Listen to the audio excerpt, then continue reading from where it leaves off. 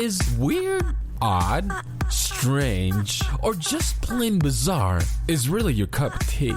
Then, the Golden State Media Concepts Weird News Podcast will give you that fix. Can't believe it? Well, listen for yourself as we deliver the strangest news you definitely won't find on CNN or Fox. It's the Golden State Media Concepts Weird News Podcast.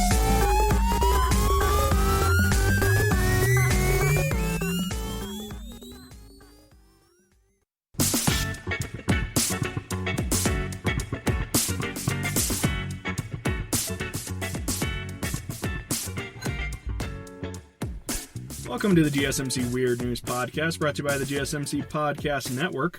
I am your host, Circadian Caleb, and today we have a batch of some of the weirdest weird news stories I have ever come across. We are going to start off with a boat which was full of migrants, which landed on a nudist beach, and then the naked sunbathers offered them hot drinks.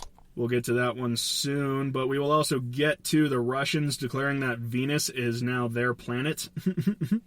I really like that one. And then, probably my favorite of today, the scientists win an award for giving an alligator helium and making him shout, which is just hilarious. I love when scientists use their funding to support some of the most ludicrous experiments you could possibly imagine. And then the real challenge of their experiment is coming up with an excuse to why they did it. But I'm sure they have a good reason. We will get to that and much, much more, and then we will wrap up with another Top 10 Unsolved Mysteries. We did that last episode, but there are so many that we're going to revisit it. And just like last time, it'll be a heck of a time. All right. We are, of course, going to start with the aforementioned story of the boat full of migrants which landed on a nudist beach near Sussex, and the naked sunbathers offered them hot drinks. Isn't that cordial? Around 80 nudists were on the pebbly Fairlight Glen Beach near Hastings, East Sussex. Last Monday morning, dad of two, Jamie Anley, 48, was on his first trip to the beach with his wife, Astrid, 52. I don't understand why you would take your significant other to a nudist beach. Perhaps it's a generational thing. Who's to say? But they had just stripped off when the dinghy containing 10 men and a woman approached the shore. And that was when the 48-year-old naked Jamie said to his wife, "It's hilarious." Which he went on to repeat in his police report, quote, "It was a hilarious situation. We were sat on our towels and I noticed the boat. They had an engine on their dinghy, but they were pedaling about 10 meters off the beach, probably thinking, what the hell is this? The beachgoers were all very friendly. We offered the migrants drinks. They were aged from about 17 to 45. Some of the men kept their heads down, but some had little smirks on. Some of them were wearing leather jackets. They weren't dressed for the occasion." All the migrants were then located and detained after they made off into nearby woods, where they simply became a statistic. September is already the busiest month for migrants crossing the channel by small boat ever recorded. The Home Office said that 26 people were detained in two separate incidents on Wednesday. It means that at least 1,490 have made the treacherous journey across the world's biggest shipping route this month. The total now surpasses 1,468 migrants who made it to the UK by small boat during the previous record month of August. Saddest of all, one witness said that the boat spotted last Wednesday would have sank if they did not receive assistance by the British Border Patrol. Alright, that story's getting a bit political, so let's move on. Teachers say that parents drink, smoke, and appear half-dressed when an online classroom occurs. Florida story of the week, if you couldn't tell already. In a school board meeting last Wednesday in Boca Raton Elementary in Florida, teacher Edith Pride delivered a colorful message to parents, quote, "Parents, please make sure that you have on proper clothing when you are walking behind your child's computer, because we've seen them in their drawers, their bras, and everything else." I'm wondering what everything else refers to, but it cannot be good. The teacher said that she had plenty of issues to take up with the district, but dedicated her entire 3 months to this message. Quote, "Parents, when you are helping your children at their computer, please do not appear with big joints in your hands and cigarettes. She went on to say, "Those joints be as big as cigars." Oh yeah, we have seen it all. I wish I had a teacher who cared this much while I was growing up. But unfortunately, her strict criticism of the parents actually brought the opposite effect. Her comments ended up drawing laughter from the crowd. Her message struck a chord with many local teachers who have had similar experiences navigating the sometimes unpredictable world of online lessons. Quote, "I did have a parent who sat on the couch and we could see an ankle monitor on her leg." That came from another teacher who wishes to remain anonymous. And another teacher said, quote, "I had a father, no shirt, drinking a beer at 11:45 a.m. They went on to say, however, that most parents are respectful of online class time. They worry about the behavior some kids are being exposed to in the online classrooms. Quote, "Students do see other things that they've probably never seen before, so I know that is a challenge. And the funniest part of all classes in this school are recorded in case students need to go back and review their lessons. So if somebody ends up walking in the background wearing underwear of some kind, they will be forever recorded and will likely end up on some sketchy websites. Like Google." Okay, next story. A huge 6-year-old dominates opponents in viral football video. I love this story so much. So, of course, this is not your ordinary 6-year-old, and you can go online and realize that very quickly if you watch the video, as this 6-year-old absolutely dominates his opponents, running through anyone who gets in his way and delivering mean, stiff arms until he's crossed into the red zone at the end of the field. His name is Aiden Smith, and at the age of 6, he is already 5 feet 1 inches and 130 pounds. That is just insane. That has to be at least twice the average for 6-year-olds, if not more. His father, Kirk Smith, played quarterback and has thoroughly enjoyed watching all the attention his son has received from the viral video. Quote, "But just to see him have the confidence and accolades that he's getting right now, it's absolutely amazing. This is something that he works on by himself." He worked on getting 5'1" all by himself. He went on to say, quote, "I just want to see that my son has the drive for the game. There's no point in my pushing him if that is not what he wants." That's nice. Aiden's coach, Tony Davis, said he's coached a lot of little boys before, but that Aiden is the biggest one he's ever worked with. That was a very odd way to phrase that statement. Quote, "His skills are amazing. He's big, he's fast, he's super strong, and we practice and I work with him. I have really used my grown man strength sometimes to hold him off. He is incredible on skills. The sky is the limit for him in skills." That coach needs his own talk show. He would be absolutely fantastic. All right, next story. A Detroit driver is arrested after successfully jumping over a drawbridge. So this all began with a motorist in Detroit who, let's just say he had a bit too much Ready Whip, if you know what I mean. Apparently he was snorting Ready Whip contained air, which gets you high. I actually found that out on accident one day. I was so desperate for the last little ounces of Ready Whip that I accidentally inhaled way too much air, and sure enough, it works. Don't try it at home, though. It's incredibly dangerous and kind of irresponsible, as you can see with this story. The man got high and drove his vehicle incredibly fast over the rising drawbridge, and he actually jumped over it and made it. According to the local media report, the jaw-dropping incident occurred last Wednesday evening when the unarmed man was cruising along the bridge that spans the Rogue River. At the moment he arrived, the bridge had begun to raise, and under normal circumstances, that would have been a cue for him to stop. The driver, however, had a rather ill-conceived alternative approach and opted to floor it towards the growing opening.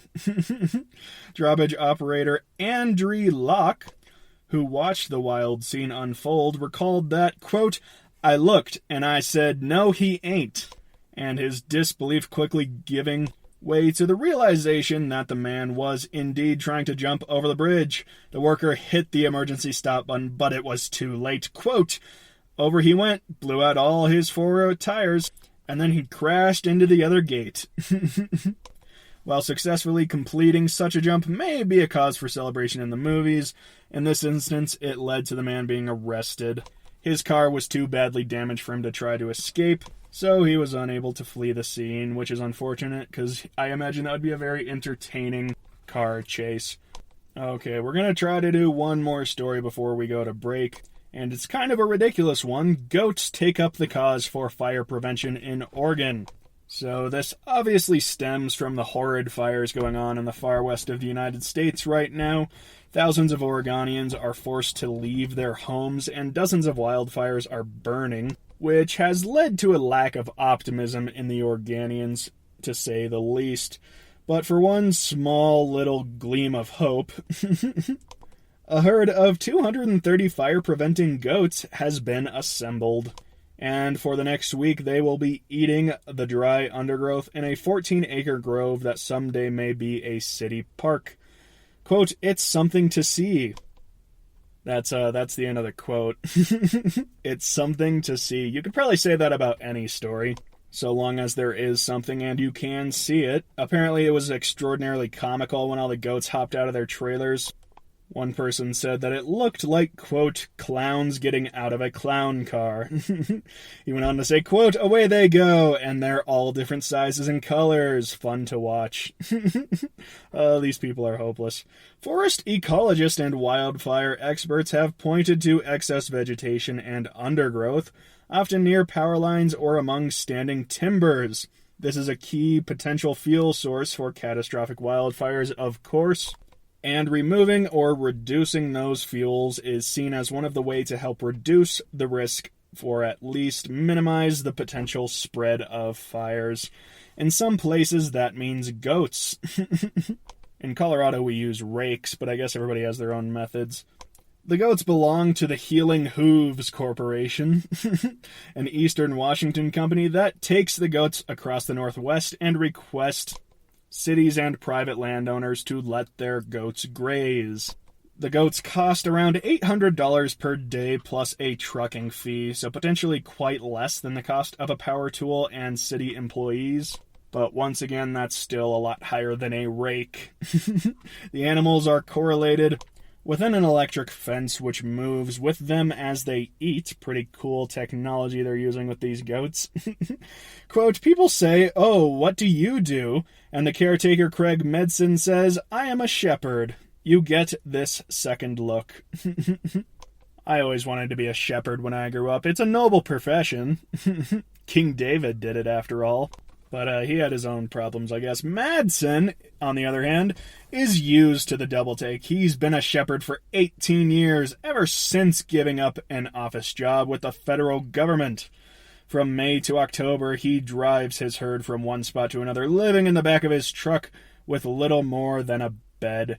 His wife chooses to stay at home. Oh, I can't believe they included that in the article. Poor Shepherd Madsen. But he doesn't see himself as poor. He actually enjoys it. Quote, "This is kind of more of an urban site. There are people doing it out on the range. They're out there managing weeds in that kind of environment. I get a lot of requests from people who want to do their backyards, and I say, I don't do those because I can't put 230 goats in your backyard. But there are people who will have a dozen or so goats. They'll come out and do those projects." Of course, the goats don't act alone. They need the leadership of Mr. Madsen, whose main job is to move the electric fences and keep the goats inside. They like to climb, and sometimes the best thing to climb is a shiny new car. It's true, goats are extraordinarily destructive. Madsen said that the job can be lonely, but he likes to read. Ah, yes, reading. The extrovert's activity. He likes to read, and he has two canine companions, Giggy and Irish Wolfhound, who spends the night keeping away coyotes and cougars. He also has Nessie, a herding dog who will corral the goats back into the trailer when it is time to move to greener pastures. And if you live in Spokane, Mr. Madsen has a little note for you. Quote, "I'll be doing some work in the city of Spokane, and the primary purpose is to reduce fuel loads. And second is to try to manage noxious weeds." And he goes on to boast that his flock can clear an acre in about a day and a half. That's not very much for 230 goats or whatever it was. But go ahead and give Madison some patronage if you're out in Spokane. That would be a nice thing to do for him and his goats. But as for me, that's the end of this segment. Stay tuned to the next segment where I will talk about scientists winning an award for giving an alligator helium and making him shout, as well as Russia claiming that they own Venus. Stay tuned to the end and I'll give you my top 10 Unsolved Mysteries Part 2.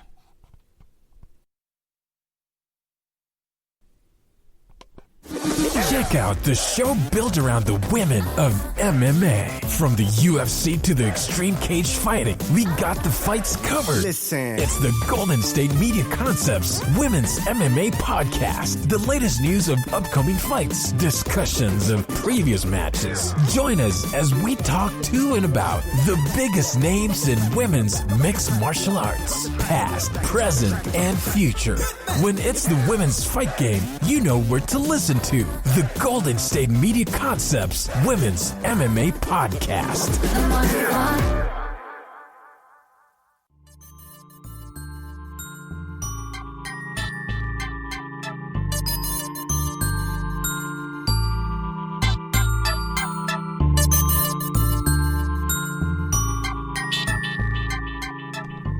Welcome back to the GSMC Weird News Podcast. I hope you had a goddamn good Constitution Day weekend.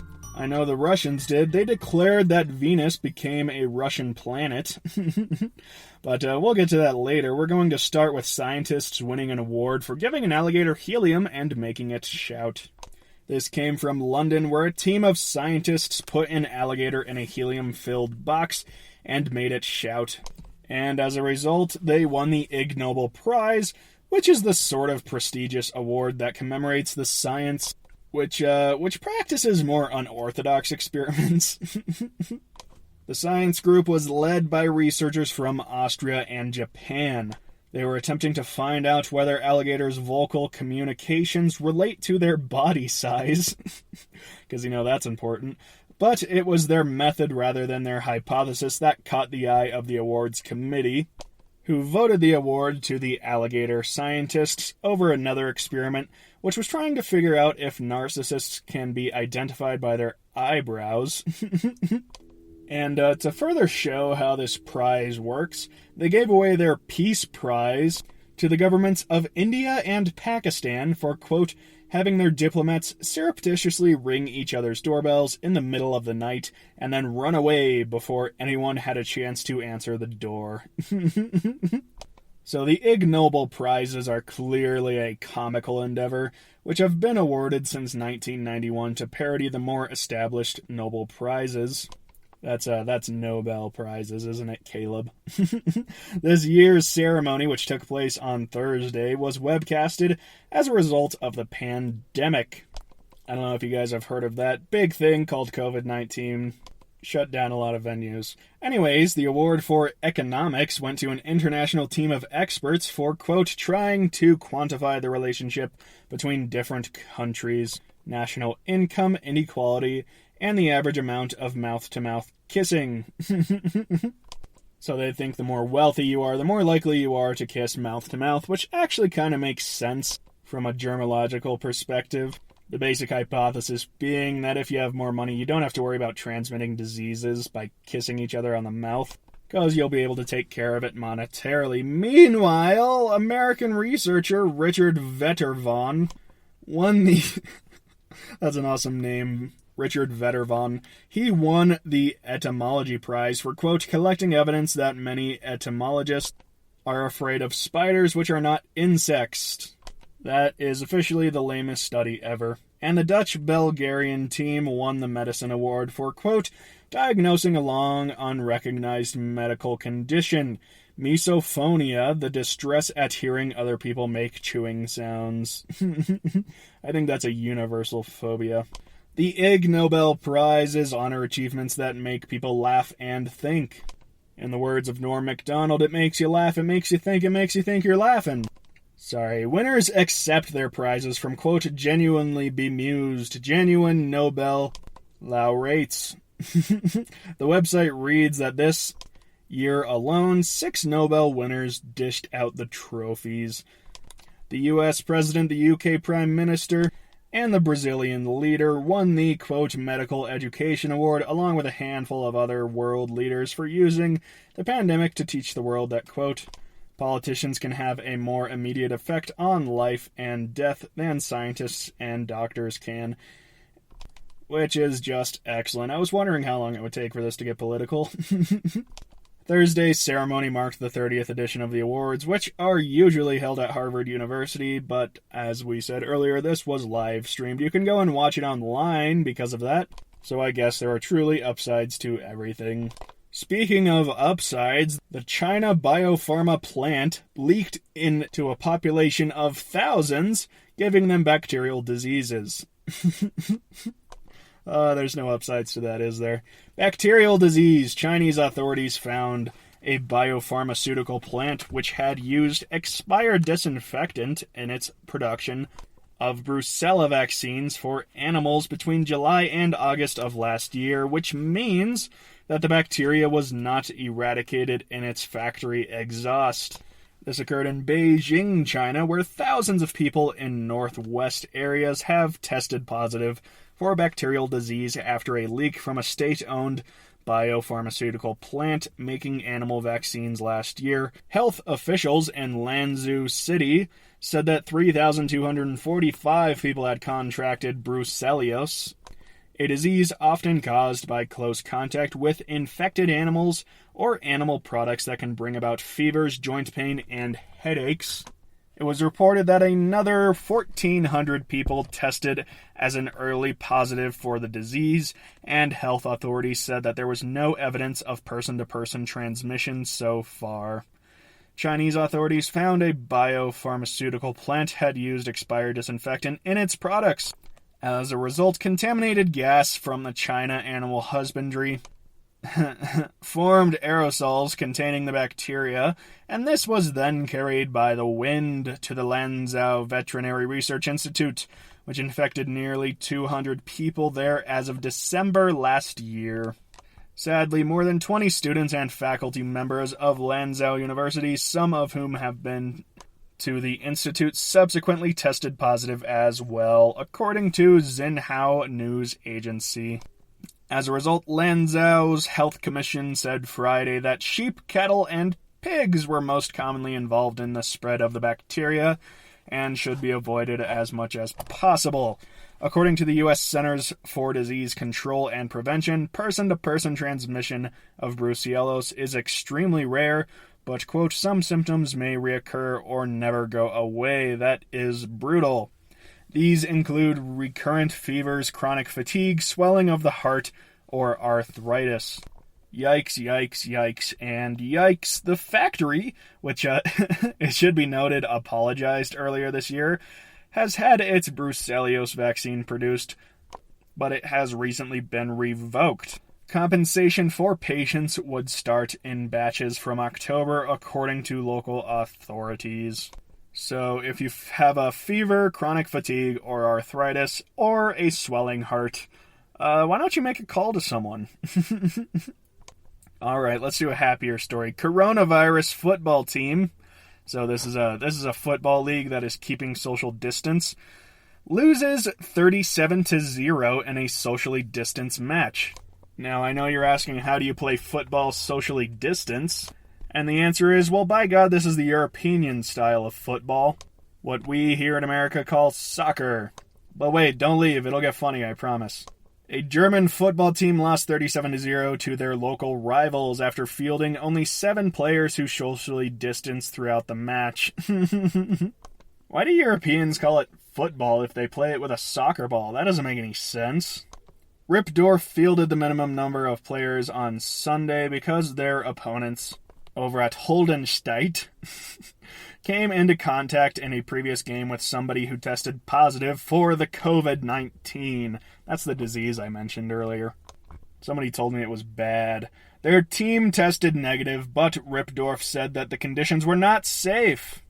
and so they were informed that if they did not play, they would have been forced to pay a €200 fine. They asked for the match in the 11th tier of German football to be postponed, but the local association refused. They said that they did not feel safe, as at the time of the game, 14 days had not yet passed since Holdensteidt's players had come into contact with a person who tested positively.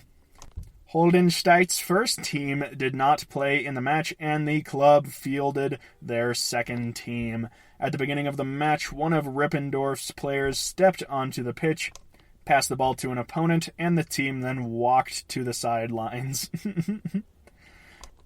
Rippendorf co-chair Patrick Ristow told ESPN, quote, "The Holdensteidt players did not understand, but we did not want to risk anything." He added of his players, quote, "They did not go into direct duels and observed the social distancing rules, keeping 2 meters between them and Holdensteidt players."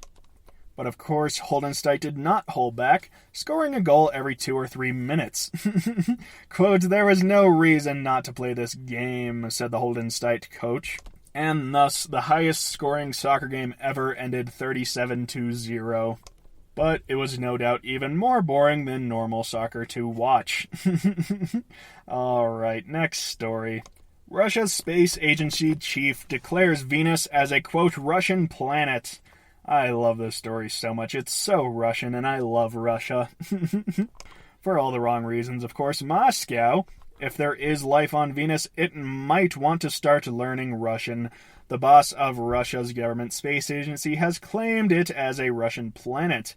The bold territorial claim comes on the heels of a scientific research suggesting life could exist on Venus's skies. We went over this story, I think, last week sometime. I named the episode after it if you need to go back and listen.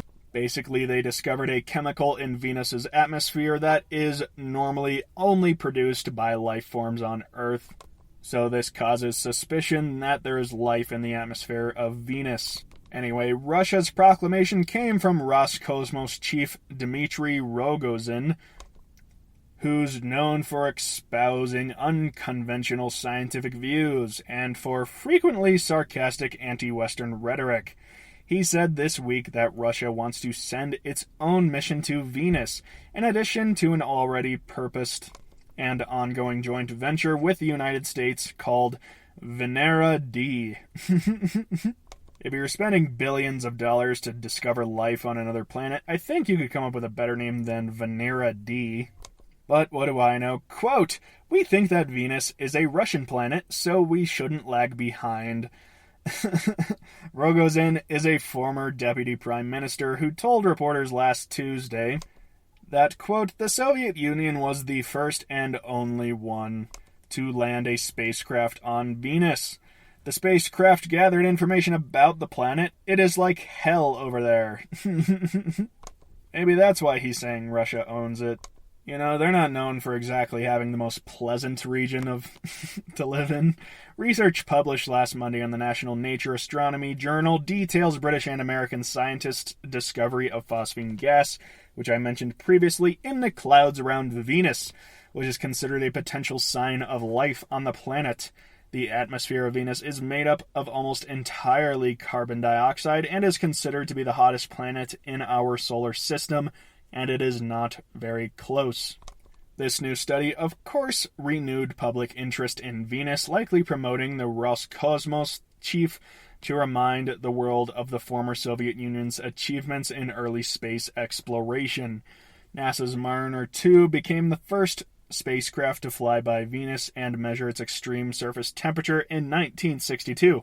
However, the Soviet Union launched several Venera spacecraft, and in 1970, Venera 7 became the first spacecraft to make a successful soft landing on the planet, though it melted within about 90 seconds. And I also believe the data they gathered only lasted for like 6 or 7 seconds. Nevertheless, its successor, Venera 9, took the first image from the surface, and the only one to date of the Venusian surface from the ground level perspective. Quote, The huge gap between Soviet Union and its competitors in Venus research contributed to the fact that the United States called Venus the Soviet planet, which is obviously a burn on Russia after the Soviet Union kind of fell apart. Shortly after the study was published this week, a breakthrough initiative program supported by the Russian-born billionaire Yuri Milner announced that it would fund a study into the possibility of primitive life in Venus's clouds, led by Sarah Sager from the Massachusetts Institute of Technology. By the way, Sarah Sager is the coolest name ever. Doesn't that sound like a Marvel supervillain? Anyways, last month, Rogozin declared Venus a, quote, more interesting planet than Mars, suggesting that studying the planet could help scientists understand how to address climate change on Earth. Of course, spokespersons of global warming have always cited Venus as a prime example of what Earth could end up like if the atmosphere of Earth turned into carbon dioxide. It would not be pleasant. And speaking of unpleasant, we have to go to a break, by God. Stay tuned to the next segment, where I will give you my top 10 unsolved mysteries. So stay tuned for that. Are you tired of the same old news? Are you sick of the seemingly endless political spin and negativity? The GSMC America Still Beautiful podcast is a weekly news podcast covering all the top positive and uplifting news stories. We cover stories that will inspire, uplift, and remind you of the good in the world. Tune into the Golden State Media Concepts America Still Beautiful podcast to get all the great and positive news stories of today. Download the GSMC America Still Beautiful podcast on iTunes, Stitcher, SoundCloud, Google Play, or anywhere you find podcasts. Just type GSMC in the search bar.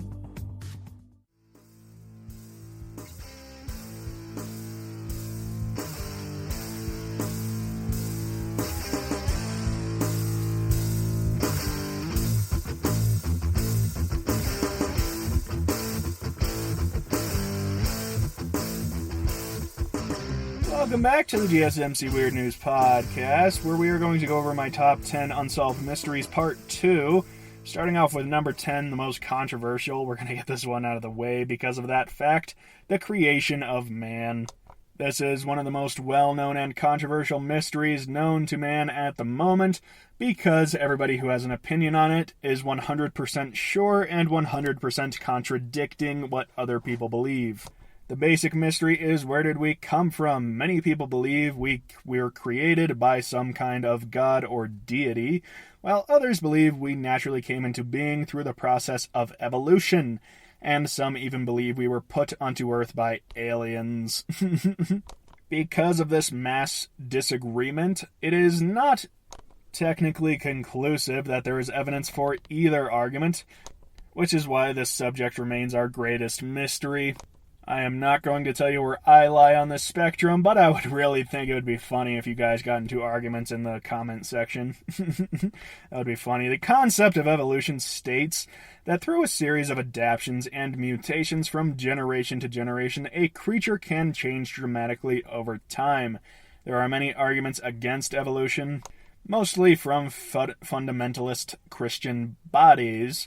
The head of the largest Christian church, Pope Benedict the XVI, I don't speak Roman, has recently said that evolution is not contrary to the teachings of the church or a belief in God, as long as it does not exclude God as the primary mover and organizer of the process, which is a position that I hear a lot these days. Many people believe in evolutionary creation of man guided by a deity or God. But beside the theory of evolution, you also have the concept of creationism, which states that God made the universe in the form in which it exists today in a process of 7 days. The article got that wrong. I think it was 6 days. God took a nap on the 7th day. Read a book. Creationism attempts to explain away potential theological problems like dinosaurs, carbon dating, and the fossil records in general. Creationists generally believe that the Earth is several thousand years old. The creationists I know believe it's around 6,000 years old. Most of them don't believe in carbon dating. And the traditional thought is that the dinosaurs were killed in the Great Flood of Noah, which I actually kind of like that story. I just imagine God putting Noah through all these trials. He has to build an enormous boat bigger than any structure ever seen in those times.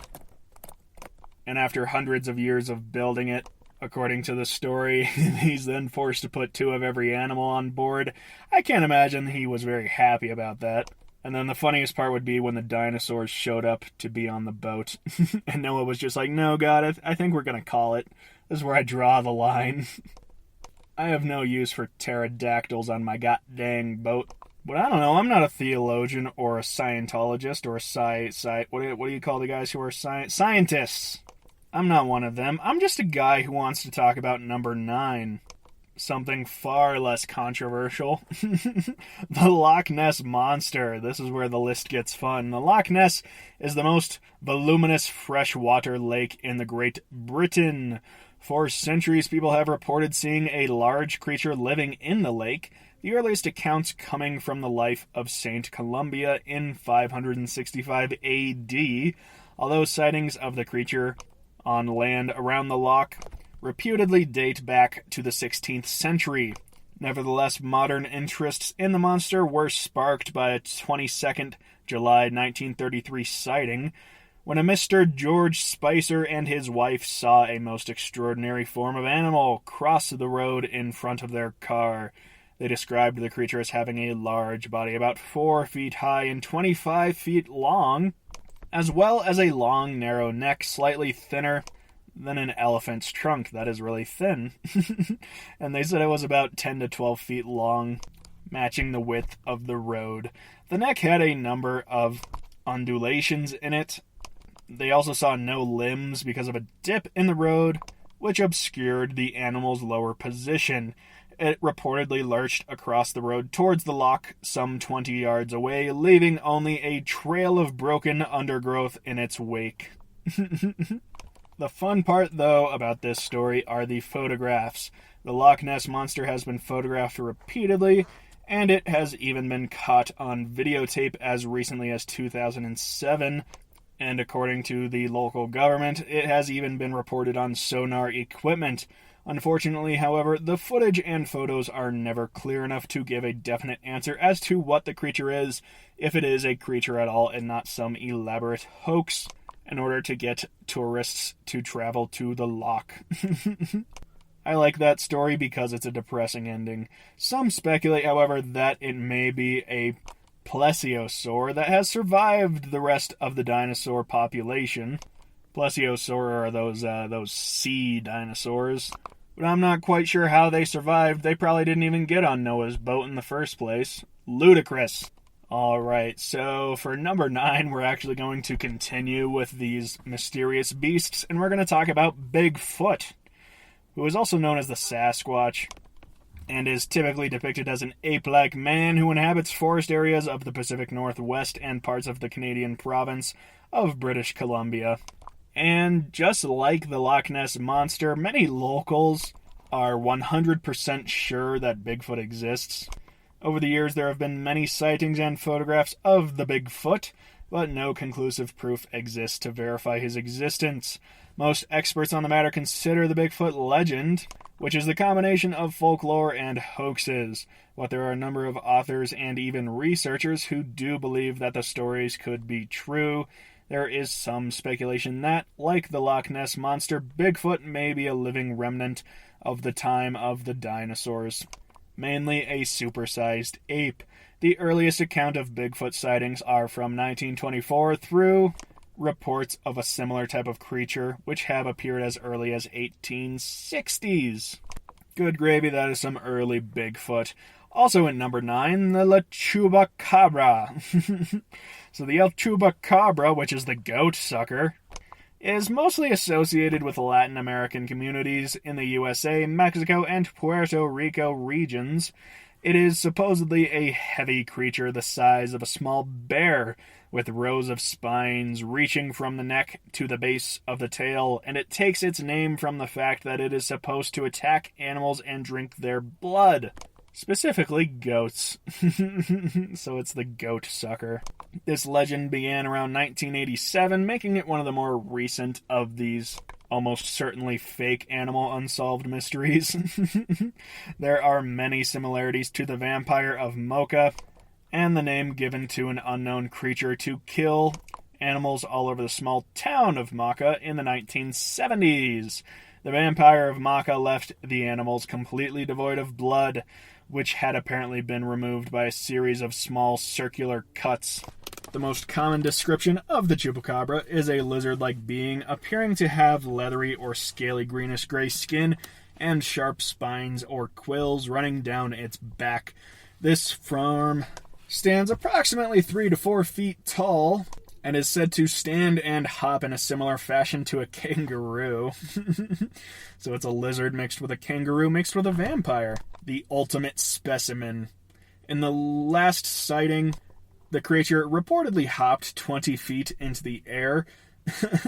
This variety is said to have a dog or panther-like nose and face, a forked tongue protruding from it, and large fangs. It is also said to hiss and screech when alarmed, as well as leave sulfuric stench behind. My guess is it's just the people that are hunting it that have a sulfuric stench. When it screeches, some reports note that the Chupacabra's eyes glow as an unusual red, and then the witnesses receive nausea. Clearly the result of an acid trip, if you ask me. For some witnesses, however, it was seen with a bat-like wing, which would explain the 20-meter jump. I'm not even sure how you could see something jump 60 feet into the sky at night. That does not seem very likely to me. But what do I know? I'm just the guy who reads lists. Number 9.4. This is the last number 9, I promise you. Then we'll get on to even more interesting unsolved mysteries. The Mothman, which is the name given to a strange creature reported in the Charleston and Point Pleasant areas of West Virginia between November 1966 and December 1967. The creature was sporadically reported to be seen before and after those dates, with some sightings as recent as 2007. Most observers describe the Mothman as a winged man-sized creature with large reflective red eyes. It often appeared to have no head, with its eyes set into its chest. A number of hypotheses have been presented to explain eyewitness accounts, ranging from misidentified and coincidence to paranormal phenomena and conspiracy theories. Of course, he was first spotted in 1926 by a young boy. At the same time, 3 men were digging a grave in a nearby graveyard when they saw a brown human shape with wings soaring out from behind the trees. Both incidents were reported independently of each other, and there have been numerous sightings of the Mothman, though no photographic evidence exists whatsoever. And I'm sure if you can manage to get a photo of the beast, you earn like a $50 bounty or something like that. Alright, let's move on to number 8, finally. Since the past 2 were so exhausting, I'm going to go into one of my favorites.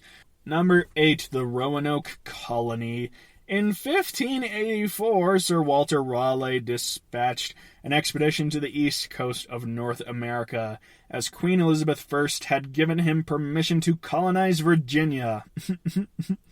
He returned from the trip with 2 American Indians and samples of animals and plants. Between 1585 and 1587, 2 groups of colonists were left on Roanoke, which is an island off part of present-day North Carolina. They were there to establish their settlements. Following flights that occurred with the local native tribes, that means they ran away from the local native tribes, they returned to stand their ground, and the first colony were low on food and men to defend their settlement. So when Sir Francis Drake visited after a raid in the Caribbean and offered to take them back to England, they accepted and left. In 1857, 121 new colonists arrived and found the local natives, which were the Croatans, to be quite friendly.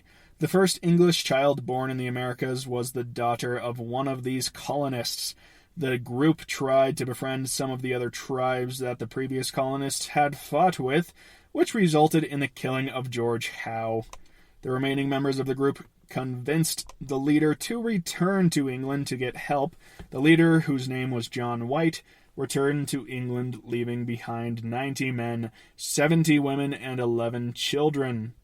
And this is where the mystery gets really, really interesting, to me at least. When White returned in August of 1590, the settlement was deserted. There were no signs of a struggle, and no remains were found at all. The only clue was the word Croatan, which was carved into a post at the fort, and crow was carved into a nearby tree. The settlement became known as the Lost Colony, and no members of it were ever seen again. Some speculation exists today which suggests that the settlers left and merged with some of the nearby tribes. This is supported by the fact that many years later some of the tribes were practicing Christianity and even understood English. Nevertheless, these speculations have not been confirmed, and we will never truly know what happened to the Roanoke colonies. All right, so we're only at number 8 in the top 10, so we're gonna have to take this into another segment. So stay tuned after this short break, and we will get to the rest of my top 10 list, number 8 through 1. Stay tuned for that. The GSMC Life and Happiness podcast takes you on a journey of exploration. We'll discuss tried and true methods alongside the latest trends of how to best live your life to its fullest and happiest. From psychology to meditation, science to self-help books, the GSMC Life and Happiness podcast will help you to discover what makes you happy and how you can live life being the best you possible. Download the GSMC Life and Happiness podcast on iTunes, Stitcher, SoundCloud, Google Play, or anywhere you find podcasts. Just type GSMC in the search bar.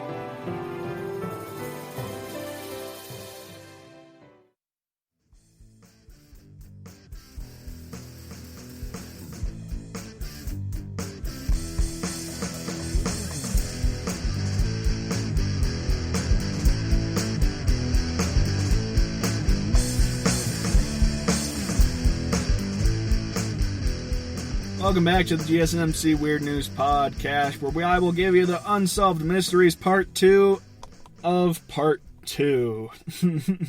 The Bimini Road. This is kind of a cute one that I like a lot. Everybody has heard the story of the lost city of Atlantis, of course, but what about the Bimini Road? In 1968, an underwater rock formation was found near North Bimini, which is an island in the Bahamas. It is considered by many to be the naturally made formation. However, it is an extraordinarily unusual arrangement of stones, which many believe to be part of the lost city of Atlantis. And in case you think that it was a bunch of idiots who discovered this, it was actually Plato.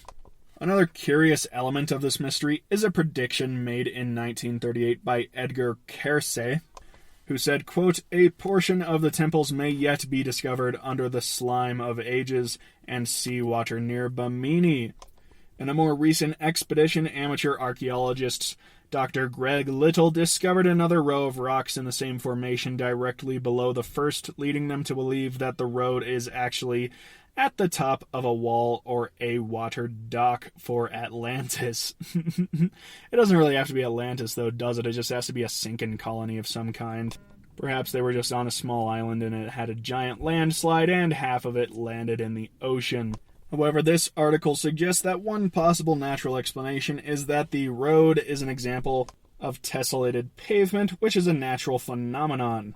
Concretions of shell and sand form a hard sedimentary rock, which over time fractures in straight lines and then at 90-degree angles, which makes it look like an intentionally paved road. They are quite common and actually a popular tourist attraction on the island of Tasmania. Nevertheless, you can go online and look at pictures of this road and you will realize that it really does look like it was man-made. A pretty cool little mystery, even if it means nothing at all. Alright, let's move on to number 6, the Marfa Lights. Back to conspiracy theories. The Marfa Lights are unexplained lights called ghost lights, which have been appearing on Mitchell Flat east of Marfa, Texas.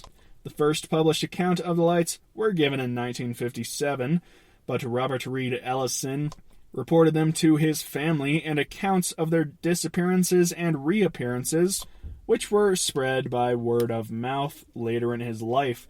There are no verifiable written reports which occurred before the 1950s. The lights are described as being the size of a basketball floating in the air at around shoulder height. Colors are usually described as white, yellow, orange, or red, but the less credible sources have given off green and blue accusations. They usually travel laterally, but have been seen to move rapidly in various directions.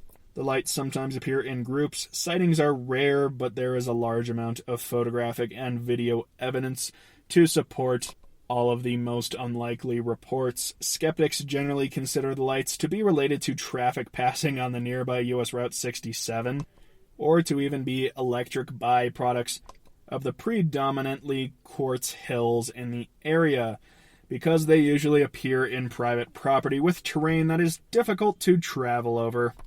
There are also no reports of people being able to get close to the lights, which strengthens this theory. The closer you get to a reflection of quartz, the more difficult it is to see anything until it eventually disappears. Alright, number 6. A more credible unsolved mystery. The disappearance of Jimmy Hoffa.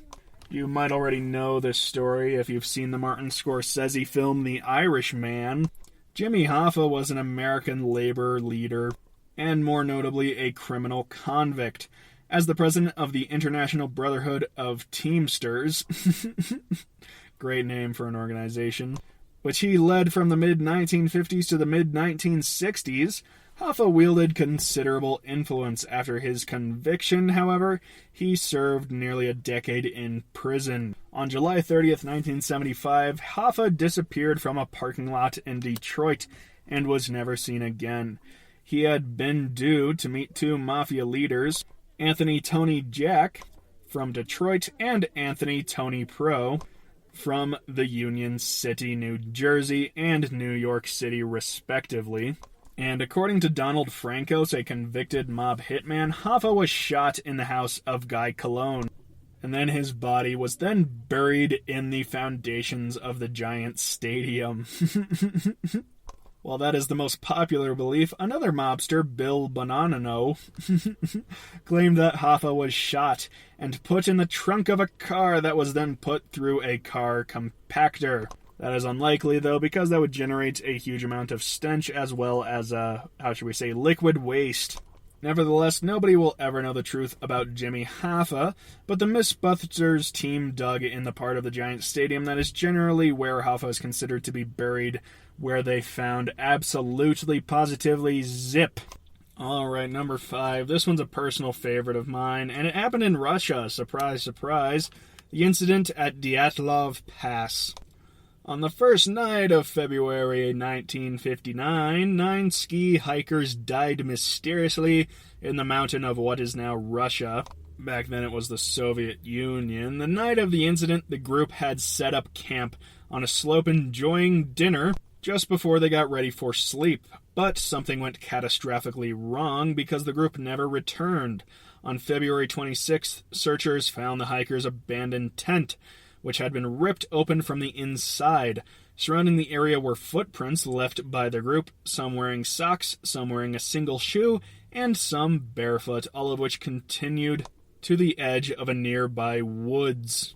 That's where they found the first 2 bodies, which were shoeless and wearing only underwear. The scene bore masks of cloth which were suspected to help them keep warm. However, not having clothes anywhere else did not help them survive. Of course, the scene bore marks of death by hypothermia, but as medical examiners investigated the bodies, as well as the other 7 bodies that were discovered over the 4 months that followed, hypothermia was no longer making any sense. In fact, the evidence made no sense at all. One body had evidence of a blunt force trauma consistent with a brutal assault. Another had third-degree burns, one had been vomiting blood, and one was missing a tongue. Strangest of all, some of their clothing was found to be radioactive. Theories floated around including KGB interference, drug overdose, UFO, gravity anomalies, and even the Russian version of the Yeti.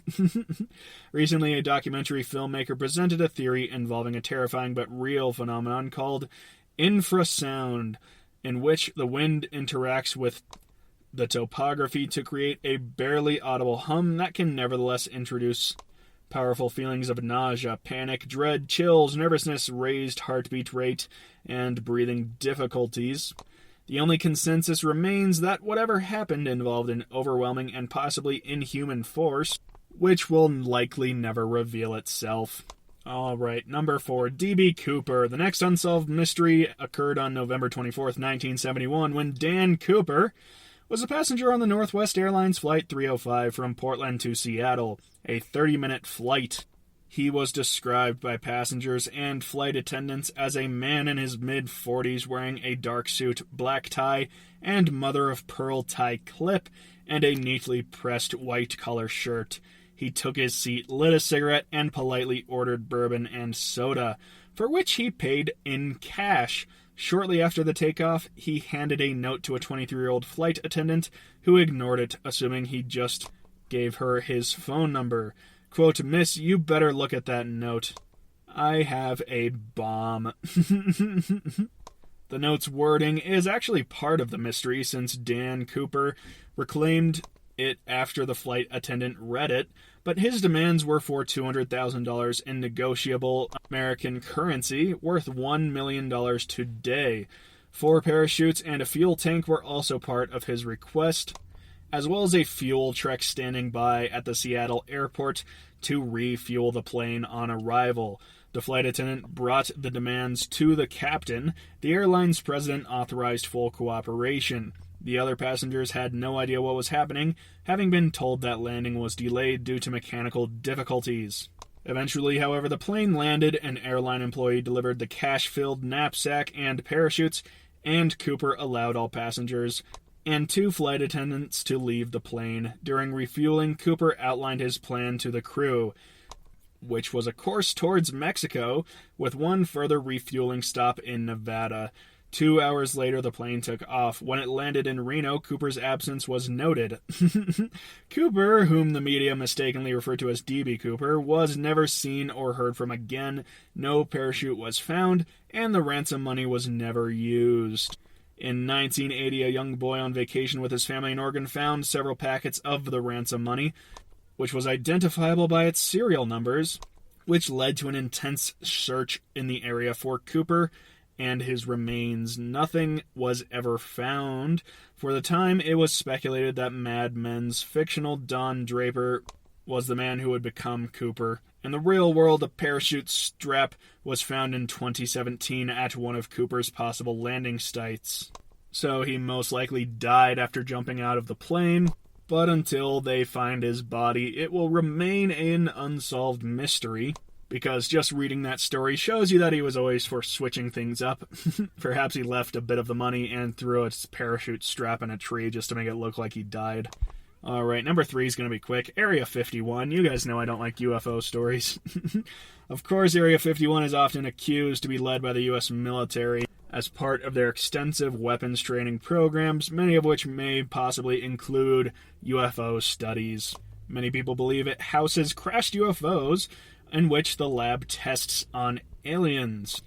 These theories range from research on time travel, research on teleportation, meetings with extraterrestrials, development of a means for weather control, and even activities related to a shadowy one-world government. I like that one a lot. It's fairly goofy.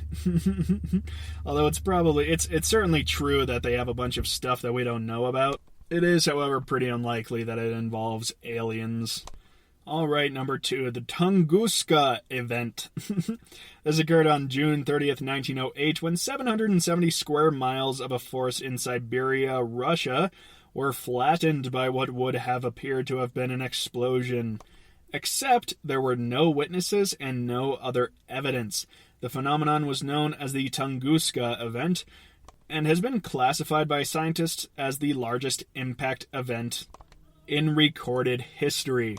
Of course, the most popular theory is that it was an asteroid of some kind, but the weirdest part is that there is no impact crater.